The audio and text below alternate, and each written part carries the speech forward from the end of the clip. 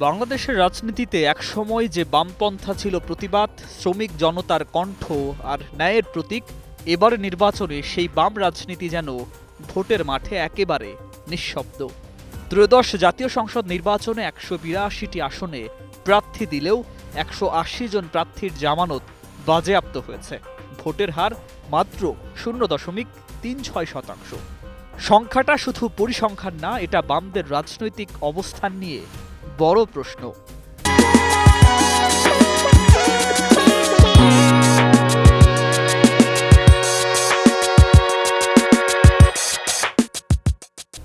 এবারের নির্বাচনে বাম দলগুলো দুই ভাগে লড়েছে, কিন্তু দুই জোট মিলিয়েও ফল একই, ভরাডুবি। যেসব আসনে বামরা দাঁড়িয়েছে সেসব জায়গায় তাদের প্রাপ্ত ভোট এমন কম যে অধিকাংশ প্রার্থী জামানত বাঁচাতে পারেনি।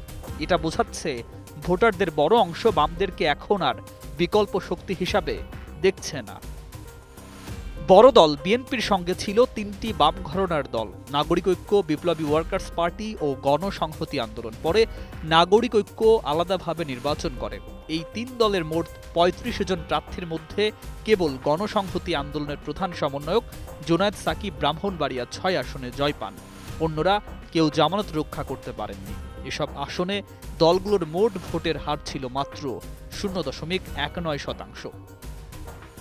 অন্যদিকে বিএনপির বাইরে ১০ বাম দলের জোট গণতান্ত্রিক যুক্ত ফ্রন্ট নিবন্ধিত ৪টি দলের প্রতীকে ১৪৭টি আসনে নির্বাচন করে।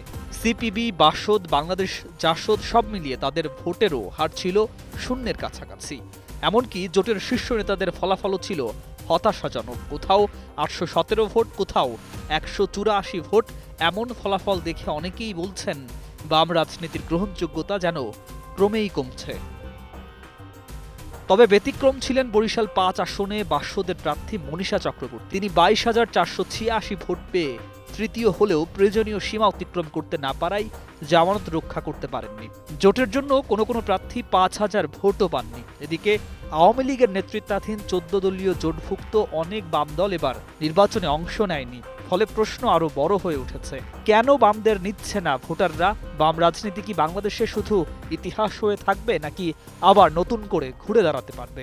সেই প্রশ্নই এখন সাধারণ মানুষের। News desk, ২১ television.